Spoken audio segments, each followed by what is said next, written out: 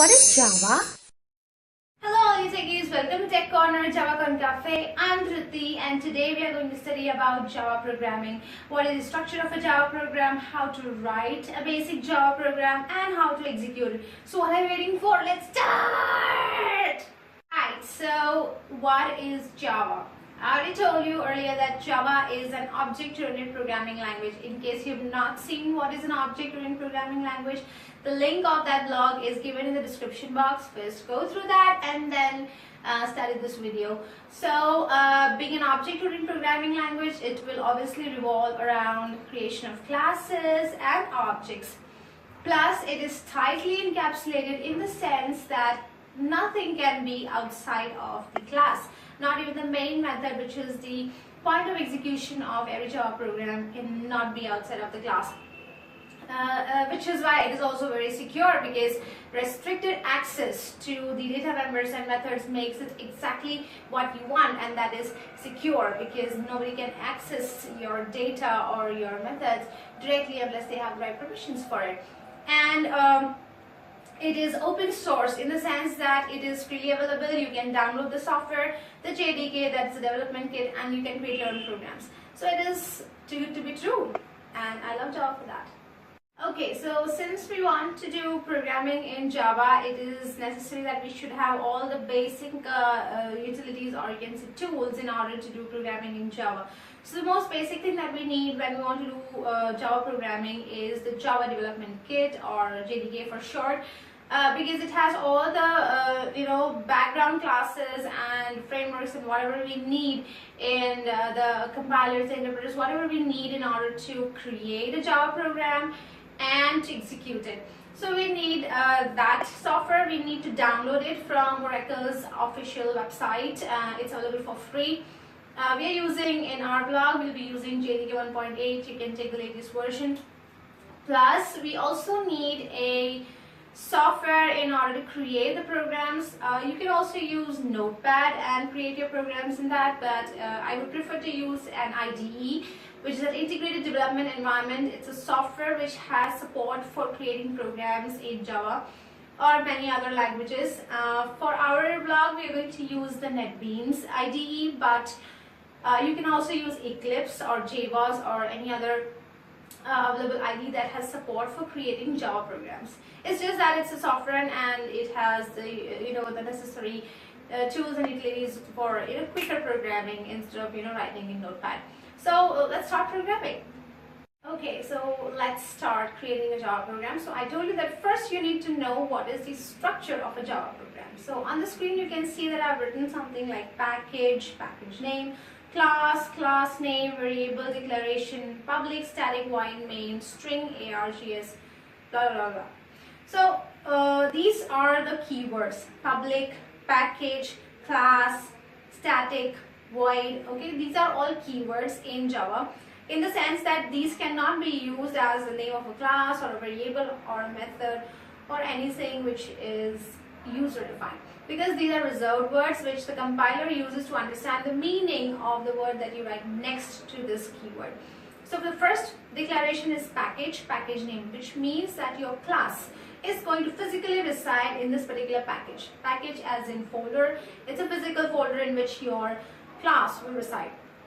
You can say the location of your class. Number two is the name of the class. So every class that you create will obviously have a name to access it or to reference it. Then we have the variable declaration. Variables are nothing but the data members. For example, if you remember, we had created a class diagram in which we had members x and y. So here you can declare the variables x and y and then use them later on. Then you have the public static void main method. This main method, guys, is the point of execution of a Java program, and it is compulsory. There has to be one main method for you to execute the program. And you can call all other methods that you declare from the main method or otherwise. What is this public static void main, string args? Don't bother about that right now, because we need to understand each of these keywords for you to make sense of this whole thing. Just remember that whenever you want to execute a Java program, you need to have a main method. And in that, for now, we have just written one statement, system.out.println, which is a statement that allows you to print something on the screen to the user. So here we are just printing a simple word that is hello to the user. So for now, just understand that a Java program has a package declaration, a class declaration, some variables declaration if required. They have the main method. If it is the point of execution, a class may not have a main method if it is not a point of execution. But if it is going to be the execution point, it needs a main method. And it may have other method declarations also based on requirements. So I guess this is pretty much sums it up. Okay, so now let's create a Java program using the structure of the program that we just saw. So you can see on screen that we have created a file called hello.java. Remember that whatever is the class name is going to be the file name. So if the class name is hello, the file will be called hello.java. So here you can see the name of the package we have given as mypkg. You can give any name to the package that you want. And then in the main method we have written the same system.out.println hello. You should notice one thing, that every class declaration is followed by an opening curly braces and then a closing curly braces. Similarly, a method has its own opening curly braces and a closing curly braces. If there are any arguments or parameters that a method takes, they will come in the round parentheses, as you can see next to the main method. So this is some structure of a program. Then number two, any statement that you write is always followed by a semicolon. So you can see that system.out.println is followed by a semicolon. So these are the important things that you need to note in a Java program, that if you forget these things, the compiler will generate a warning. So now how do you execute this program? So when you will start executing this program, the compiler will first convert the .java file into a .class file in the same location where your Java file is physically residing. So in the diagram you can see that the Java file hello.java is converted into the hello.class file. This class file is called a bytecode file, and it has the conversion of your program in a bytecode format, which can be understood by the Java runtime. Okay, so what is Java runtime will also come later on. I'll explain you what is a JVM, that is Java Virtual Machine. So for now, just understand that this program is going to go into a JVM, that is your JRE, Java Runtime Environment. And in the runtime environment, this bytecode will be verified and then executed in a format that the hardware can understand. So it's pretty simple, don't worry about this. Just right now understand that a Java program, Java file gets converted into a class file, and then it is executed from the bytecode from the Java runtime, that is JRE. I hope you understood this. Okay, so now I just want to show you how a Java program can be written in the NetBeans IDE and what the output looks like.